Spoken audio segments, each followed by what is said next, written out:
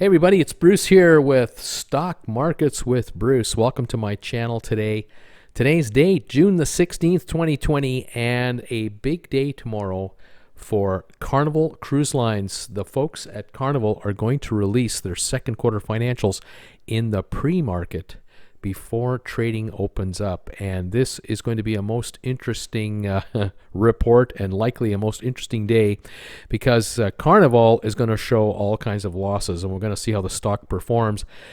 This is Bruce here, Creston, British Columbia. Love following the markets. Thank you for joining me on my other channel called Traveling with Bruce, and please subscribe to this channel as well and give my videos thumbs up. So I really appreciate your support and your following, and love your comments. Keep them coming. All right, folks, if you're into buying and selling cruise shares, you've got to be paying attention here because, like I said, tomorrow morning in the pre-opening, the folks at Carnival are going to release their second quarter financials. Take a look at the chart on the left in red. That chart is 6 months of trading on Carnival.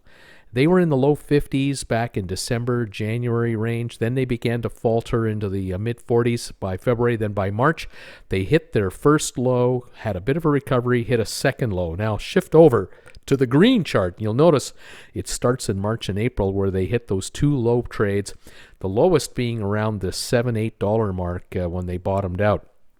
Shares had a bit of a recovery, but it took a while to recover back to the $20 mark, and then it took a shot into the mid-20s where it backed off now in the last couple of days. It's sitting now around $20.50 a share, give or take. The question on everyone's mind is what's going to happen after these financials are released in the morning tomorrow. Will the shares stay right where they are? Will they keep going back up and resume this upward track, or are they going back down?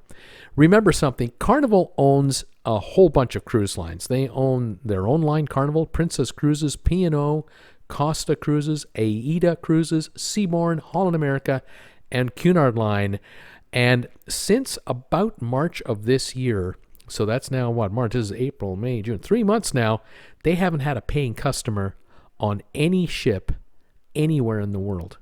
This company has literally been completely shut down and has zero income coming in. The other thing that's going on is that with all those brands and all those passengers, this cruise line is usually sailing 13, 14 million people a year. And we've now had probably 4 million of them, at least maybe 5 million of them, being told that their cruises have been canceled. And of all the folks who've had their cruises canceled, 55% of those want their money back if they've prepaid for their cruise or left a deposit. The other 45% have been convinced to keep their money with the cruise line and take a future cruise credit with some enhancements and discounts going forward. Unfortunately for Carnival, they're not going to be sailing anytime soon. Pictures like this. Look how packed and crowded the Carnival Pride cruise ship has been for the last number of years. You're not going to see this again for quite some time.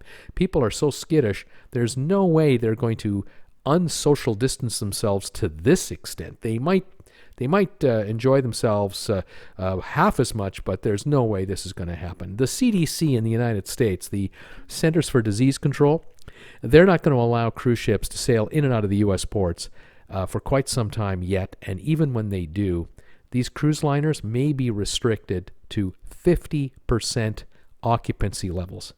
Now, as a stock investor, if you're thinking about buying this stock on a dip and riding up another wave, you've got to keep in mind that if a company you're investing in used to trade at $53 a share when they were running at 100 to 105% capacity, every sailing was virtually sold out. They were getting top dollar for their cruises. And now going forward, they might not sail for another 6-8 months into 2021. And when they do start to sail, they're only going to be allowed to sail at 50% capacity. How are they going to make anywhere near the kind of money they used to on a per share basis? The other issue against Carnival is that they have borrowed billions of dollars at 10 to 12% interest to keep the company alive, and those are new costs going forward that they didn't have a year ago. Look at this map. In Florida, they're not going to be sailing out of Jacksonville, Miami, Port Canaveral, Fort Lauderdale, or Tampa.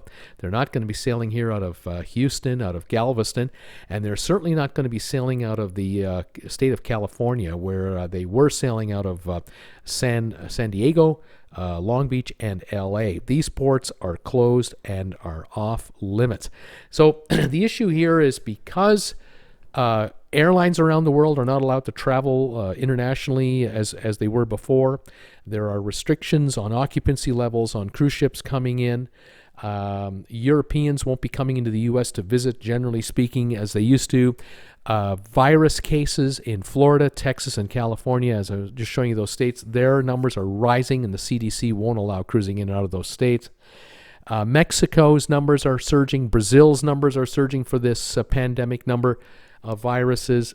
These places are off limits, and Carnival and all the other cruise lines, they live to sail people to Mexico, whether it's from the California side or from the Florida, Texas side. That's off limits for probably a year because Mexico has only just started to run into all kinds of problems.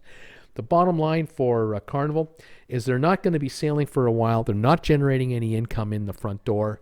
Their expenses have gone up because they're now carrying 10 and 12% interest rates on their debt.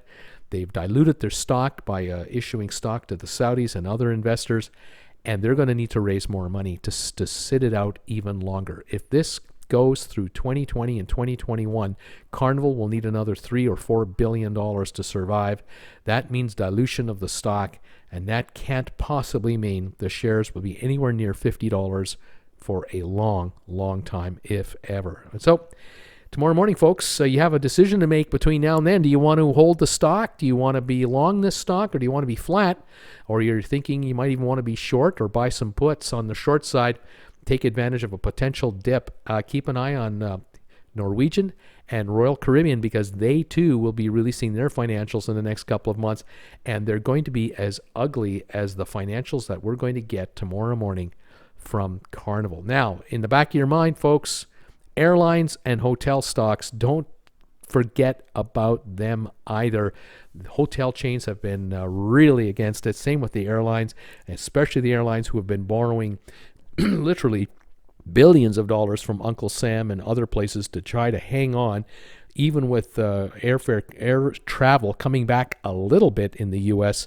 We are still talking, air traffic only at 20-25% of normal. And I can tell you that airlines, once they get back to 90% of normal, then they can look at maybe making profits.